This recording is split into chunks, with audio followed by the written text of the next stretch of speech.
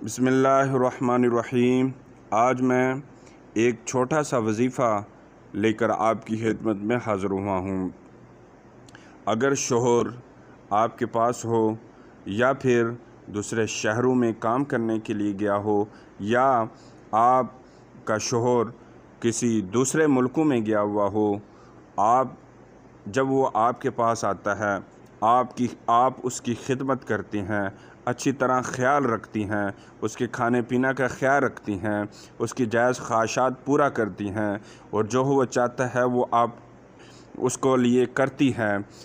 हर तरह सा उसका लिहाज रखती हैं, बच्चों का ख्याल रखती हैं, उनके माल जो है, उनके घर बार, हर चीज़ का उसका ख्याल रखती हैं। लेकिन जब आपके पास आता है तो उसका ख्याल रखती है। जब वो बाहर चले जाते हैं, आप ये चाहती हैं कि जब वो दूसरे शहर में जाए या पाकिस्तान से बाहर जाए तो वो भी आपका ही होकर रहे, किसी दूसरी औरतों के चक्करों में ना पड़े, किसी दूसरी औरतों से नाजायज़ तल्लुकात ना रखे। अगर वो हमारा शौहर है तो हमारा ही बनकर रहे, किसी दूसरी औरतों के चक्करों में ना पड़े और आपकी हर जायज़ बात को माने।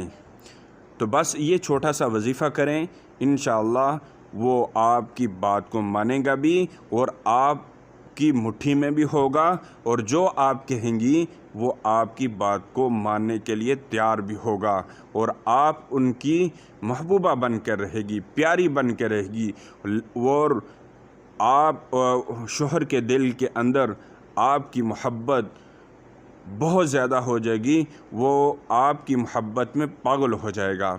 बस छोटा सा आपने ये वजीफ़ा करना है। आपने कोई भी दुरूद शरीफ, छोटा सा दुरूद शरीफ या दुरूद इब्राहीम सल्लल्लाहु अलैहि वसल्लम, अल्लाहुम्मा सल्ली अला मुहम्मदिन नबील उम्मी व अला आलिहि वसल्लम तस्लीमा, कोई भी आप दुरूद शरीफ एक दफ़ा पढ़ना है और उसके बाद आपने या वदूदु या लतीफ़ु या कादिरु आपने 121 मरतबा पढ़ना है और उसके बाद फिर एक दफ़ा दुरूद शरीफ पढ़ना है।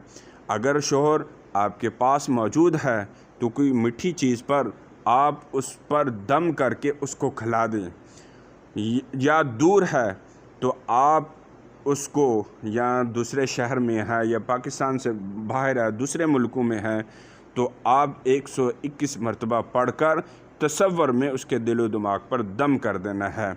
तो इंशाअल्लाह वो आपकी बात को मानेगा भी और आपसे प्यार भी करेगा और आप उसकी महबूबा बनकर रहेंगी। हमें दुआओं में याद रखना।